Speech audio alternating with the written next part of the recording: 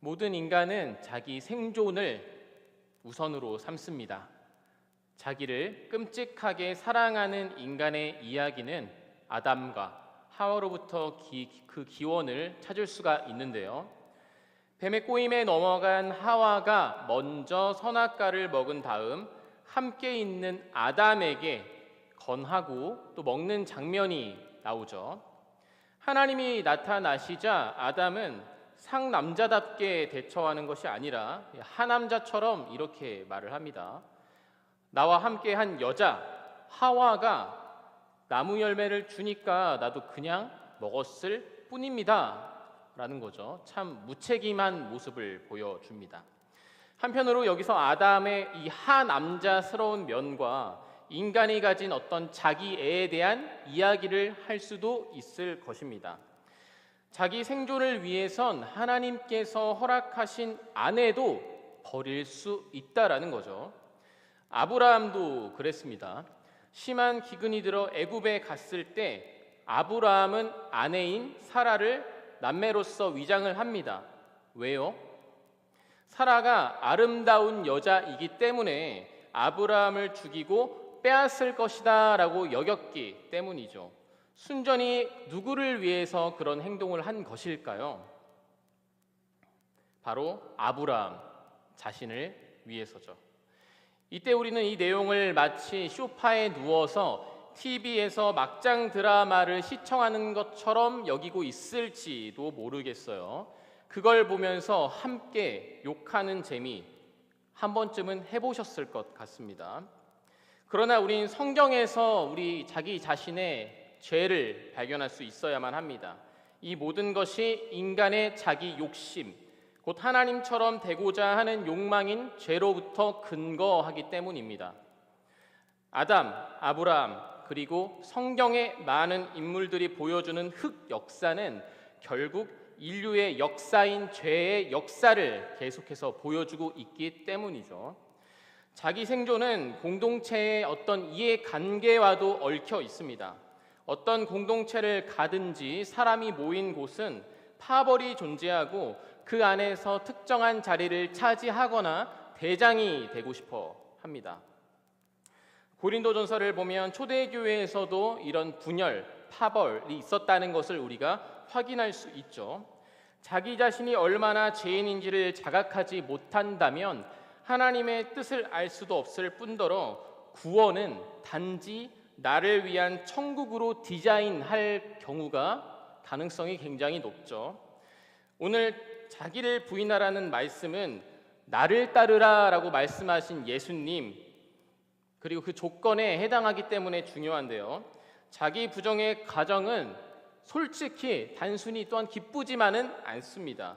자기 부정이란 내가 갖고 있는 생각을 완전히 또 부정해야 되는 것이기 때문에 그렇습니다.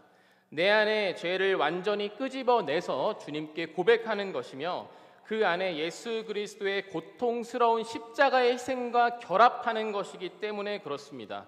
오늘 말씀을 통해서 이 자기 부정의 중요성에 대해서 우리가 함께 나누고 고백할 수 있었으면 좋겠습니다. 오늘 말씀은 상황에 따라서 은혜가 될 수도 있고요. 그리고 보고 싶지 않은 구절일 수도 있습니다. 역설적이지만 예수를 위하여 자기 자신의 삶 혹은 생명을 포기함을 통해 진정한 생명을 얻게 된다이기 때문에 그렇습니다. 자기의 의지를 부인한다는 것은 무엇이 더 옳은 가치인가를 깊이 고민하는 순간에 비롯됩니다. 고대 로마의 신학자이자 초대 교부인 어거스틴은 자기의 의지와 뜻을 부정하고 욕구와 육체를 물리치는 행동을 자기 부인이다라고 여겼습니다. 우리 한 번쯤 내가 추구하는 가장 큰 욕망의 대상이 무엇인지 돌아볼 필요가 있다라는 것이죠. 나를 죄로 몰아넣는 말과 행동, 생각들에서 말입니다. 먼저 이 구절이 등장하기 전에 우리의 사건을 한번 보면 좋겠는데요. 이 구절이 이어지는 게 먼저 18절부터니까 그 전 사건은 뭐가 있었죠? 네, 바로 오병이어가 있었습니다. 꽤나 인상적인 이야기라 한 번 들으면 까먹지 않는 성경 이야기 중에 하나입니다. 오병이어 사건은 예수님에 대해 오해할 만한 사건 중에 또 하나가 될 수 있죠. 왜냐하면 예수님의 능력을 단순히 물질적인 것으로 치부하기가 너무 쉽기 때문입니다. 아무것도 없는 빈들에 남자 5천 명을 포함한 많은 사람들이 모였다고 기록하고 있습니다. 날이 저물어 무리로 하여금 마을로 가서 먹을 것을 얻게 했지만 결국 그들에게 떡 5개와 물고기 2마리밖에 없었습니다. 제자들의 걱정에는 아랑곳하지 않고 예수님은 무리를 자리에 앉히고, 그리고 예수님께서 축사하시고 음식을 무리들에게 나누어 주는데 그걸 먹고 다 배불렀다고 이야기를 하고 있어요. 그리고 남은 조각이 12바구니에 찰 정도로 풍족했다라고 적혀 있습니다. 빈들에서 펼쳐진 이 기적을 보고 이 무리들은 이전에 이스라엘 백성들이 경험했던 어떤 광야에서의 만나와 메추라기를 떠올렸을 것입니다. 이때 광야의 빈들에 있었던 우리는 두 부류의 사람들이 있었을 것이다 라고 추정할 수 있습니다. 하나님을 자기 생존을 위한 수단으로 여기는 사람들, 그리고 하나님을 절대적으로 의존하지 않으면 살아갈 수 없다라고 고백하는 사람들, 이 두 부류로 나눴을 거란 말이죠. 이러한 배경 속에서 예수님은 무리에게 자기 부인에 대해서 이야기를 하고 있습니다. 오병이어 사건 다음에 이야기를 하고 있는 거죠. 그럼에도 불구하고 나를 따르겠느냐라는 물음을 이 제자들과 무리들과 그리고 우리에게 전하고 있는 것입니다. 말씀으로 넘어가서요, 먼저 이 성경을 우리가 이해하는 과정에서 이 시제를 파악하는 건 큰 도움을 주는데요. 오늘 23절 말씀에서 이르시되라는 단어가 있습니다. 즉 말했다. 이 단어는 우리가 과거형으로 이해하기 쉽지만 여기서 말했다는 미완료형으로 사용이 되고 있어요. 그래서 이 말했다는 계속해서 말하고 있다라는 것을 표현하는 구절이에요. 그러니까 그 다음 나오는 문장인 날마다 자기를 버리고 날마다 제 십자가를 지고 나를 따르라라는 말은 계속적으로 그렇게 살아야 한다라는 것을 더욱더 강조하는 표현인 거죠. 우리에게 계속해서 자기 부인을 생각하게 하는 중요한 단어 무엇일까요? 바로 십자가죠. 말 그대로 십자가를 짊어지고 간다는 것을 뜻합니다. 제1세기 팔레스타인에서 이 십자가는 흔한 사형 제도였다라고 해요. 십자가를 진다는 건 결국 죽음을 선고받은 사람과 같은 처지를 각오해야 된다라는 것을 의미합니다. 예수님의 가장 큰 자기 부정이 바로 십자가였죠. 하나님이신 예수님께서 인간의 죄를 위해 십자가라는 형벌을 받으신 것이 그러했습니다. 그런 의미에서 나를 따르라라는 것은 예수님께서 몸소 보여주신 희생에 대한 예고이자 자기 부인의 큰 증거가 이 십자가에 압축되어 있음을 뜻합니다. 바울도 그런 이야기를 하죠. 자신의 죄에 대해서 죽는 태도 동일하게 있어요. 그래서 그도 갈라디아서 2장 20절의 고백처럼 그리스도와 함께 십자가에 못 박혔다라고 말하고 있습니다. 그렇다면 우리는 어떻습니까? 무리들도 제자들도 예수님의 뒤를 따라갔죠. 하지만 예수님께서 십자가에 못 박히시자 도망갑니다. 누군가를 따른다는 것은 굉장히 엄중한 의미를 갖고 있는 거죠. 왜냐? 그 책임을 동일하게 져야 하는 것이기 때문에 그렇습니다. 그래서 24절에서도 그 두 부류의 사람이 있다라는 것을 또 이야기하고 있어요. 자기 목숨을 구원하고자 하는 사람, 그리고 예수 그리스도의 뜻을 따라 목숨을 버리는 사람, 두 부류죠. 그러니까 제 목숨을 구원하는 것과 25절에 온 천하를 얻고자 하는 그 유혹이 연결되어 있다라는 것을 이 성경 구절에서 확인할 수 있습니다. 왜냐하면 세상은 우리를 시험하고 유혹하기 때문이죠. 그리고 그것이 세상의 많은 유혹들이 내 목숨을 구원할 수 있는 수단이다라고 여기거든요. 그래서 마귀도 예수님을 시험합니다. 높은 산으로 가서 천하 만국을 줄 테니까 엎드려 경배하면 모든 것을 주겠다라고 예수님께 말을 하잖아요. 세상에 이런 말도 있습니다. 유명해져라. 그럼 똥을 싸도 박수를 칠 것이다 라는 말을 합니다. 세상이 추구하는 것들을 그대로 따라가는 것, 바로 이게 인간의 죄된 습성인 것이죠. 세상의 유혹에 박수를 치고 환호할 것인지, 아니면 예수님처럼 주 하나님을 경배하고 다만 그를 섬기겠다고 말할 것인지, 우린 이 진지하게 고민해 봐야 합니다. 이 세상과 하나님을 섬기는 것 사이에서의 그 경계는 우리에게 늘 주어지고 있다라는 사실을 잊어서는 안 되는 것이죠. 26절에서는요, 예수님을 따르지 않는 것이 왜 그토록 중요한가를 말하고 있습니다. 자, 구원이란 예수님에 대한 태도를 뜻합니다. 예수님을 거부한다면 심판 때도 마찬가지로 거부한다라는 것을 이야기하고 있는 거죠. 여기서 부끄러워한다는 말도 있죠. 이 말은 모든 복음서를 통틀어서 누가복음에만 나오는데요. 신기하게 이 내용이 또한 로마서 1장 16절에서도 나옵니다. 기억하실 텐데, 이는 바울과 누가의 말씀이 또한 밀접하게 연관이 있다라는 것을 추정할 수 있는 구절이기도 해요.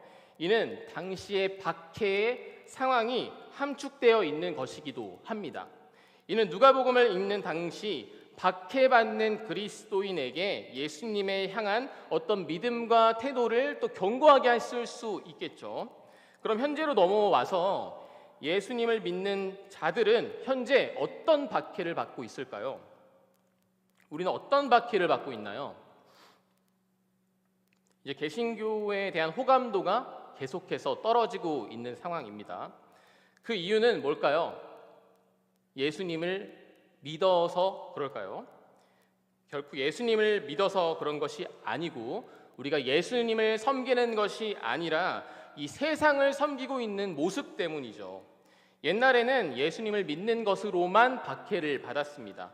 유대인에게는 신성 모독으로, 로마인에게는 인육을 먹는 사람들, 근친상간을 일삼는 방탕한 사람들, 허황된 주장을 하는 집단으로 여겨졌습니다. 그러나 이 말씀을 단순히 우리가 현재로 적용할 수가 없잖아요. 박해받는 이유에 대한 차이가 있기 때문인데, 그러나 이제 분명한 건 우리가 말씀을 행하지 못하는 그런 부끄러움이 있어야 한다는 것입니다. 아까 말했듯이 이 부분의 말씀은 미완료입니다. 계속해서 이 말씀은 우리가 어떤 태도를 가지고 살아야 하는지를 계속 규정하고 있어요. 이 규정의 대상이 바로 자기 부정이라는 것입니다. 오늘 말씀에 보면 계속해서 예수님의 뜻을 생각하게 돼요. 예수님은 자신의 죽음을 분명하게 알고 계셨을 거란 말이에요. 그건 인간으로서는 이해할 수 없고 상상할 수도 없는 겸손과 순종이죠. 얼마든지 조롱과 핍박을 받는 십자가에서 내려와 군단을 부를 수도 있는 그런 지위를 가진 분이셨잖아요. 그럼에도 불구하고 예수님은 이를 행하지 않으셨습니다. 예수님을 믿는 건 그래서 희락과 평강만이 있지 않습니다. 상처와 고통이 있어요. 찢겨짐이 있어요. 심지어 불안합니다. 이를 가장 잘 보여주는 예식이 성찬식이죠. 성찬식을 하면서 우린 예수님과의 그 만찬을 한번 생각을 해보게 되죠. 우리는 예수님의 피를 마시고 그러니까 빵을 나눕니다. 여기서 피는 구현이 좀 가능하지만 이 떡은 조금 힘들어요. 옛날로 돌아가서 이 빵을 나눌 때 칼로 정밀하게 막 자르는 것이 아니라 이 손을 이용해서 나눈단 말이죠. 그걸 보면서 우리는 어떤 생각을 할까요? 그걸 보면서 우리는 예수님의 살이 찢겨지는 것을 보게 됩니다. 그 찢겨짐이 그 예수님의 그 찢김이자 나의 찢김이라는 것을 동시에 인식하는 것, 이를 믿는 자에게 긍정만이 존재하나요? 아닙니다. 자기 부인은 그런 의미에서 내가 그와 같이 찢겨짐을 동반하고 이해하는 것입니다. 예수님의 죽음이 나의 죽음이 되는 것을 선포하는 자리, 그것이 성찬식이고 그리고 자기 부인인 것이죠. 자, 마지막 27절에서 이제 하나님 나라를 볼 자가 있다고 말하는데요. 그렇다면 하나님 나라는 무엇을 뜻할까요? 이 말씀 맥락에서 보면 곧 다가올 예수님의 십자가 죽음과 부활이 하나님 나라를 확증하는 것을 동시에 본다라는 것을 의미하지요.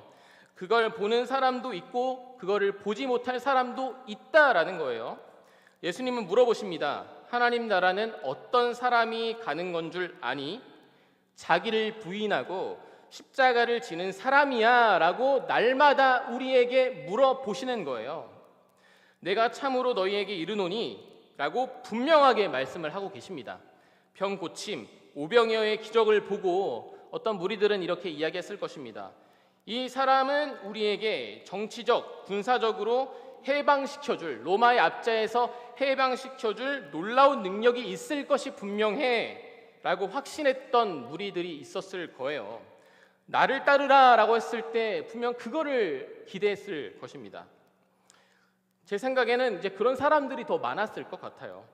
그런데 예수님은 그런 기대를 저버리라고 지금 말씀하시고 있는 거예요. 나 이제 고난을 받고 장로와 대제사장, 서기관들에게 버려지고 죽음을 당할 거야. 그러나 제3일에 살아날 거야. 그래서 너희는 너희 생각을 버리고 자기를 부인해야만 돼 라고 말씀하고 계시는 거죠. 그들의 기대하고는 완전히 다릅니다. 그런데 이게 우리의 모습과 얼마나 다르냐고 묻고 싶은 거예요. 예수님을 믿으면 복 받는다라고 말하는 것과 이 무리들과 우리는 어떤 차이가 있나요? 이 복이라는 게 다른 게 아니고 세상이 추구하는 것들일 거란 말이에요. 날마다 자기 부인, 십자가를 지지 않으면 하나님 나라에 들어가지 못한다라고 말하면 실망해서 돌아가는 거죠. 도망치는 거죠. 하지만 우리는 말해야 됩니다. 이것이 기독교의 핵심입니다. 자기 부인은 곧 예수님처럼 살겠다고 결단하는 우리의 태도이자 내 존재를 또한 깊숙하게 들여다보는 과정에서 일어나는 일이라는 사실을 결코 잊어서는 안 됩니다. 근데 뭔가 이상합니다. 이런 고통의 과정에서 믿는 자들은 기쁘고 감사함이 솟아나요. 왜요? 하나님 나라의 구성원으로 살아가는 것이 영광스럽기 때문이죠. 사실 예수님은 말씀을 어렵게 이야기하지 않으셨던 것 같아요. 인간이 가진 죄라는 장애물 때문에 말씀을 받아들이기가 너무나 힘들 뿐이에요. 인간은 자기가 원하는 대로 듣고 자기가 이해하고 싶지 않으면 의식적으로나 무의식적으로나 듣지 않으려고 하는 습성이 있기 때문이죠. 하나님이 설정해 놓으신 선이라는 표적을 맞추지 못하는 것, 그것이 바로 죄입니다. 이 죄를 면밀하게 확인하는 작업이 없으면 우리는 자기 부인이 아니라 자기 확신을 하는 존재로 머물게 될 것입니다. 결론을 맺겠습니다. 사랑하는 성도 여러분, 믿는 자에겐 생명이 있습니다. 오병이어 기적을 보면서 어떤 사람은 그 떡을, 예수님의 떡을 생명의 떡으로 봤습니다. 세상은 광야와 같고 빈들과 같아서 우린 당장 먹을 현세의 것들을 찾아다닙니다. 그러나 그것보다 중요한 걸 아는 사람이 바로 그리스도인입니다. 현재 사순절 기간입니다. 사순절은 부활절까지 주일을 제외한 40일 기간을 말합니다. 이 시기에 우린 우리 죄를 위해 십자가에 못 박히신 예수님의 죽음을 묵상합니다. 여기서 우린 예수님을 따르겠다는 고백 속에서 이 자기 부정이라는 숙제를 날마다 끊임없이 풀어야만 합니다. 그 사순절 기간뿐 아니라 우리가 하나님 나라에 들어가기 전까지 자기 부인이 계속되어져야 할 것입니다. 자기 부인을 통해서 하나님의 말씀을 우리가 깊게 새기고 이 사순절 기간 동안 예수 그리스도의 그 십자가와 부활을 우리 가슴 깊이 새겨서 자기 부인으로 나아가는 우리 모든 성도님들이 되시기를 축복하고 소망합니다. 기도하겠습니다. 하나님 아버지 감사합니다. 오늘 말씀을 통하여서 자기 부인에 대해서 생각해 보게 되었습니다. 많은 무리들이 있지만 그 무리들 속에서 우리가 어떤 무리들에 속해 있는지를 돌아봅니다. 날마다 주님을 생각한다는 것, 그 가운데 자기 부인을 통하여서 주님과 일치되는 그리고 주님의 십자가에 우리가 함께 매달려 그 죽음과 그 부활을 누리는 우리의 삶이 될 수 있도록 주님 성령으로 우리를 이끌어 주옵소서. 감사드립니다. 예수님의 이름으로 기도합니다. 아멘.